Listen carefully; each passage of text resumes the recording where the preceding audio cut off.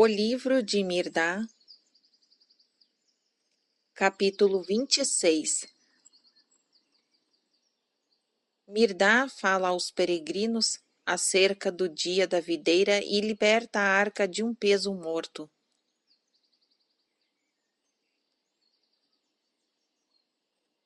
Mirdá fala: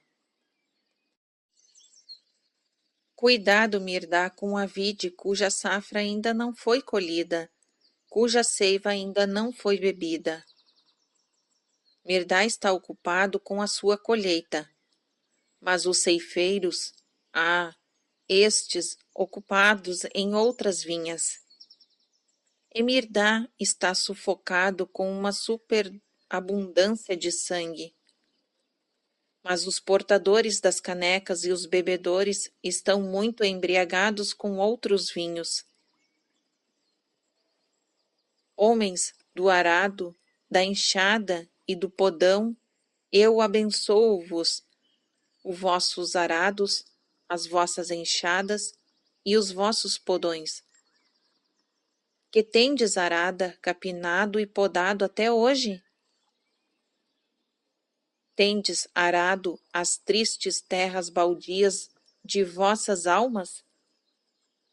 Aonde vem crescendo toda espécie de mato, havendo se tornado assim uma espessa floresta, onde terríveis feras e venenosas serpentes vivem e se multiplicam? Tendes capinado e arrancado as noviças raízes que se enrolam no escuro e estrangulam as vossas raízes, destruindo a vossa safra ainda em botão? Ou tendes podado aqueles ramos de vós próprios que estão carcomidos pelos vermes e ressecados pelos furiosos ataques dos parasitas? Bem, vós tendes aprendido a arar, capinar e podar as vossas vinhas da terra. Mas a vinha que não é da terra, que sois vós, essa jaz tristemente, abandonada e sem ter quem dela cuide. Como será vão o vosso trabalho se não cuidardes dos vinhateiros antes de cuidardes da vinha? Homens de mãos calosas, abençoo-vos os vossos calos. Amigos do prumo e da régua, companheiros do malho e da bigorna, artistas do escopro e do serrote, como sois hábeis e competentes em todos os vossos ofícios. Sabeis como encontrar o nível e a profundidade das coisas, mas a vossa própria profundidade e o vosso próprio nível não sabeis achar. Rapidamente dais forma a um pedaço de ferro bruto, como o malho e a bigorna. Mas não sabeis dar forma ao homem bruto, usando o malho e a vontade, e a bigorna da compreensão. Nem aprendestes com a bigorna a preciosa lição de receber pancadas sem reagir e sem devolvê-las às quem as deu. Sois hábeis com o escopro e o serrote, tanto na pedra como na madeira. Mas o homem grosseiro e cheio de imperfeições, vós não sabeis tornar suave e macio. Como são inúteis as vossas artes, se não as aplicardes primeiramente aos artistas. Homens que para obter lucro negociais com as dádivas da vossa terra-mãe e os produtos das mãos dos vossos semelhantes. Abençoo-os as necessidades, as dádivas, os produtos, e também abençoo os negócios. Mas o lucro em si, na verdade, é uma pedra, não encontrada bênção em minha boca. Quando a funesta calada da noite fazeis o balanço das atividades do dia, que lançais como lucro, e o que é que lançais como pedra? Lançais como lucro o dinheiro ganho acima e além do custo? Então, em verdade, foi inútil o dia que vendestes por uma soma de dinheiro, não importa fosse ela grande. E foi perdida para vós toda a infinita riqueza desse dia em harmonia, paz e luz. Perdidos também os seus incessantes chamados à liberdade, e perdidos também os corações dos homens que ele vos ofereceu como presentes, postos sobre as palmas de suas mãos.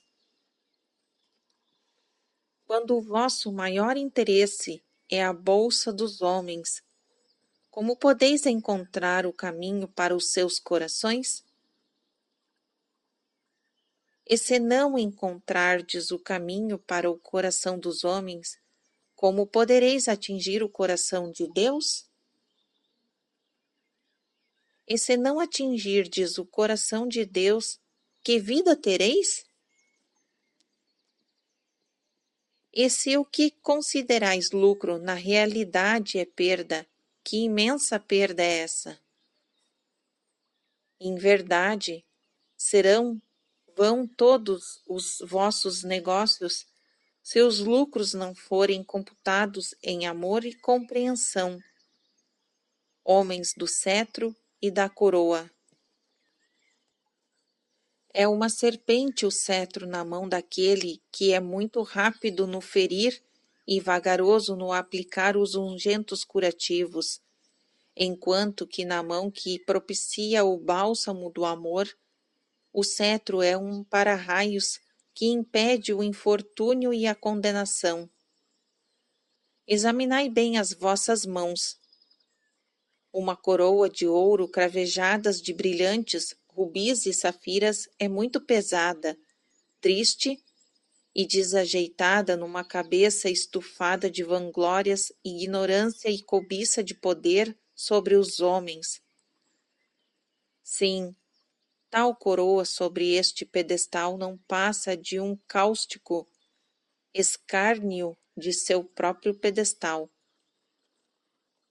No entanto, uma coroa das mais ricas pedras preciosas se envergonharia de seu pouco valor para se apoiar sobre a cabeça honrada pela aura da compreensão e da vitória sobre si mesmo. Examinai bem as vossas cabeças. Quereis governar os homens? Aprendei primeiro a governar-se a vós mesmos. Como podereis governar bem, senão sendo bem autogovernados? Pode uma onda brávia, espumejante e impelida pelo vento, trazer paz e serenidade ao mar? Pode uns olhos lacrimejantes projetar um abençoado sorriso em um coração que chora? Pode a mão trêmula de medo ou de ódio conservar um navio na sua rota? Os governantes de homens são governados por homens, e os homens estão cheios de tumultos, desordens e confusão. Tal qual o mar, estão expostos a todos os ventos da atmosfera. Tal qual o mar, tem seus fluxos e refluxos de marés, parecendo às vezes que vão devastar a praia. Tal qual o mar, porém, suas profundezas são calmas e imunes às ventanias que lhes encapelam a superfície. Se quereis realmente governar os homens, penetrai no abismo de seu íntimo, pois os homens são mais do que ondas espumejantes. Para penetrardes nas profundezas dos homens é preciso que tenhais penetrado em vossas próprias profundezas. E para isso precisais abandonar o cetro e a coroa, para que as mãos estejam livres para sentir e a cabeça desembaraçada para pensar e refletir. Vão é o vosso governo, fora da lei estarão todas as vossas leis, e confusão será a vossa ordem, se não aprenderdes a governar o homem rebelde que há em vós, cuja a diversão predileta é brincar com os cetros e as coroas. Homens do turíbulo e do livro, que é que queimais no incensório? Que ledes vós no livro? Queimais a seiva amarela e aromática que flui de certas plantas e endurece ao ar? Mas isso é comprado e vendido nos mercados públicos, e o que se compra por mais algumas moedas basta para importunar bastante qualquer deus. Pensais que o aroma do incenso pode abafar as fedentina do ódio, da inveja e da ambição? Dos olhos trapaceiros, das línguas que prevaricam, das mãos lascivas, da descrença que se apresenta com fé, da sordidez terrena que se toca a trombeta, dizendo-se um abençoado paraíso? Mais agradável às narinas de vosso Deus seria o cheiro de todas estas coisas, se morressem por recusardes alimentá-las e as cremasseis, uma a uma em vossos corações, espalhando as cinzas aos quatro ventos do céu. Que é que queimais no turíbulo? Propiciações, louvores e súplicas? Um Deus iracundo merece ser abandonado à sua ira para que rebente. Um Deus que tem sede de louvores merece ser abandonado para que morras de sua própria sede. Um Deus de coração duro deve morrer da dureza de seu coração. Mas Deus não é iracundo, nem tem sede de louvores, nem é duro de coração. Vós é que sois iracundos, sedentos de louvores e duros de coração. Nem quer que lhes queimeis incenso, mas que queimeis a vossa ira e o vosso orgulho e a dureza de vosso coração, para que possa ser como ele, livre e onipotente. Ele quer que os vossos corações sejam incensórios. O que ledes vós no livro? Ledes os mandamentos para serem inscritos a ouro nas paredes e cúpulas dos templos? Ou para serem inscritos como verdades vivas nos corações? Ledes as doutrinas para serem ensinadas nos púlpitos e zelosamente defendidas com lógica, artifícios de linguagem, e se necessário for com dinheiro e o gume das espadas?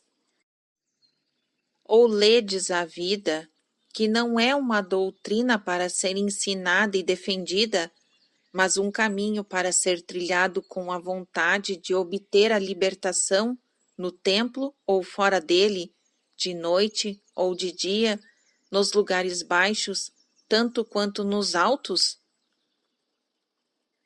E enquanto não estiverdes neste caminho, e tiverdes certeza do seu fim, como tereis a ousadia de convidar outros a trilharem? Ou ledes tabelas, mapas e listas de preços no livro, mostrando aos homens quanto de céu se pode comprar em troca de tanto ou quanto desta terra? Trapaceiros e agentes de Sodoma, quereis vender o céu aos homens e tomar em pagamento o quinhão que eles possuem da terra? Quereis fazer da terra uma gerrena e estimulais os homens a fugir, enquanto vos agarrais a ela? Por que não os fazeis vender sua parte no céu por uma parte na terra? Se houvesseis lido bem o vosso livro, mostraríeis aos homens como fazer da terra um céu. Pois para aquele que tem um coração celeste, a terra é um céu. E para o homem que tem um coração terreno, o céu é uma terra. Tirais os véus que cobrem o céu nos corações dos homens, removendo as obstruções que há entre eles e os seus irmãos na terra. Entre o homem e todas as criaturas, entre o homem e Deus, mas para isso tereis que possuir vós mesmos um coração celeste. O céu não é um jardim florido que se possa comprar ou alugar, mas um estado de ser que se atinge na terra ou em qualquer ponto do infinito do universo. Por que curvar o pescoço e alongar a vista para o além? Nem é o inferno um fogo devorador ao qual se possa escapar com muitas orações ou queimando incenso. Mas sendo um estado do coração, experimenta-se o inferno tão bem aqui na terra como em qualquer outro ponto da imensidade infinita. Para onde fugir de um fogo cujo combustível é o coração, a não ser que fugistes do próprio coração? É vã a procura do céu, e em vão se foge do inferno enquanto o homem está preso à sua sombra. Tanto o céu como o inferno são estados de ser inerentes à dualidade, exceto quando o homem se torna uma só mente, um só coração e um só corpo, exceto quando ele não tiver mais sombra e possuir uma só vontade, terá sempre um pé no céu e outro no inferno. E isso é verdadeiramente o inferno. Sim, é mais do que o inferno ter asas de luz e pés de chumbo, ser levado pela esperança e arrastado para baixo pelo desespero, desferrar as velas pela fé impávida e vê-las ferradas pelo pavor da dúvida. Nenhum céu é céu que para os outros seja inferno, nenhum inferno é inferno que para os outros seja céu. E como o inferno de alguns é frequentemente o céu de outros, e o céu de alguns é muitas vezes o inferno de outros, então céu e inferno não constituem estados passageiros e contraditórios, mas sim estágios pelos quais ambos têm que passar em sua longa peregrinação para a liberdade. Peregrinos da vide sagrada. Mirdá não tem nenhum céu para vender ou conceder para aqueles que queiram ser virtuosos, nenhum inferno para servir de espantalho aos que queiram ser maus, a não ser que a vossa virtude seja o vosso próprio céu. Florescerá durante um dia para depois fenecer, a não ser que a vossa maldade seja o vosso próprio espantalho. Dormirá por um dia e acordará na primeira ocasião favorável. Mirdá não tem céus nem infernos para vos oferecer, mas vos oferece a sagrada compreensão que vos elevará muito acima do fogo de qualquer inferno e do esplendor de qualquer céu. Não é com as mãos, porém com o coração que tereis de receber este presente, pois para recebê-lo deve estar o coração desembaraçado de qualquer outro desejo e vontade, salvo o desejo e a vontade de compreender. Não sois estrangeiros na terra, nem a terra é para vós madrasta. Sois o coração de seu coração e a espinha dorsal de sua espinha dorsal. Ela se sente satisfeita em sustentar-vos sobre o seu forte e longo dorso. Por que insistis em sustentá-la sobre os vossos fracos peitos, gemendo, arfando e sentindo que vos falta o ar? Os úberes da terra estão manando leite e mel. Por que deixais que ambos se azedem com a vossa cobiça, tomando mais do que necessitais? Serena e sossegada é a face da terra. Por que agitais e a encrespais com a amargura da luta e do medo? A terra é uma perfeita unidade. Por que insistis em desmembrá-la com espadas e fronteiras? Obediente e despreocupada é a terra. Por que sois vós insubordinados e cheios de preocupações? No entanto, vós sois mais duradouros do que a terra, o sol e todas as esferas dos céus. Tudo isto passará, porém, vós não passareis, porque haveis de tremer como folhas ao vento. Se nada mais vos pode fazer sentir a vossa unidade com o universo, a terra poderá fazê-lo. No entanto, a terra é somente um espelho no qual as vossas sombras se refletem. É o espelho mais do que o que ele reflete? É a sombra produzida por um homem mais do que o homem? Esfregai vossos olhos e despertai. Vosso destino é mais do que viver e morrer e fornecer alimento abundante para as sempre famintas goelas da morte. Vosso destino é viver e ser livre do viver e do morrer, do céu e do inferno, e de todos os opostos inerentes à dualidade. Vosso destino é serdes videiras frutíferas nas eternas e frutíferas vinhas de Deus. Como um ramo vivo de uma videira viva, ao ser enterrado na terra, desenvolve raízes e ao final se torna uma vida independente que produz uvas como a sua mãe, a qual continua ligada, assim será o homem ao ramo vivo da divina videira. Quando for enterrado no solo de sua divindade, tornando-se eternamente uno com o Deus, deve o homem ser enterrado vivo a fim de despertar para a vida? Sim, sem dúvida. Se não morrerdes para a dualidade da vida e da morte, não podereis despertar para a unidade do ser. Se não fordes alimentados com as uvas do amor, não sereis saciados com o vinho da compreensão. E se não vos embriagardes com o vinho da compreensão, não vos tornareis sóbrios com o beijo da liberdade. Não é o amor que comeis, quando comeis o fruto da videira terrestre. Comeis uma fome maior para aplacar uma fome menor.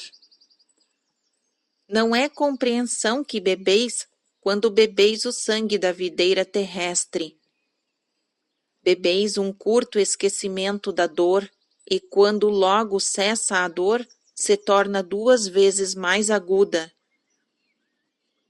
Fugis de uma personalidade aborrecida somente para tornar a encontrá-la ao virar a esquina. As uvas que Mirdá vos oferece não estão sujeitas ao mofo e à podridão. Uma vez saciados com elas, estareis saciados para sempre.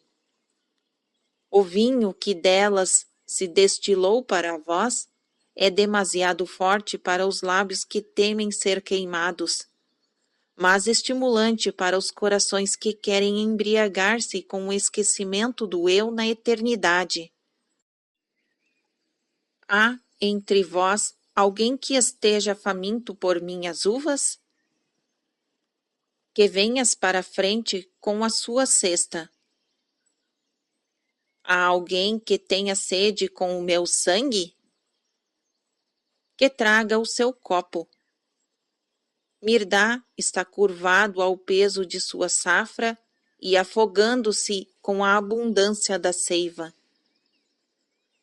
O dia da vide sagrada era um dia de esquecimento em si mesmo, um dia embriagado de amor e banhado na luz da compreensão, um dia de êxtase no compasso rítmico das asas da liberdade, um dia de eliminação das barreiras e de cada um mergulhar no todo e todos em um.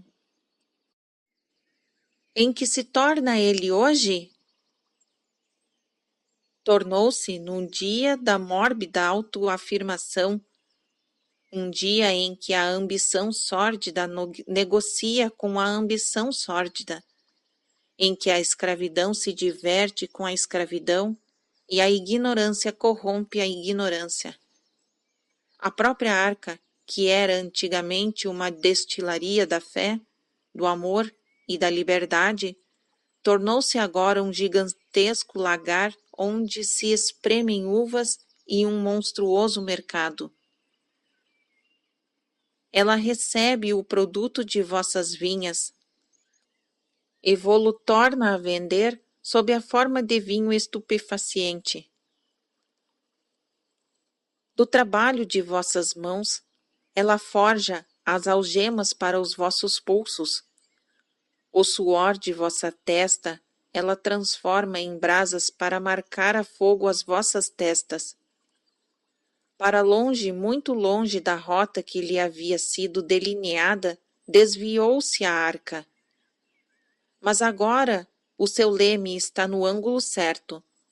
Precisava ser liberada de todo o peso morto para que pudesse retomar a sua rota, com facilidade e segurança. Em vista disto, todos os presentes serão devolvidos aos seus doadores e todos os débitos de seus devedores serão cancelados. A arca nada recebe senão de Deus, e Deus não quer que ninguém deva, nem mesmo a ele. Assim ensinei eu a Noé. Assim eu agora vos ensino.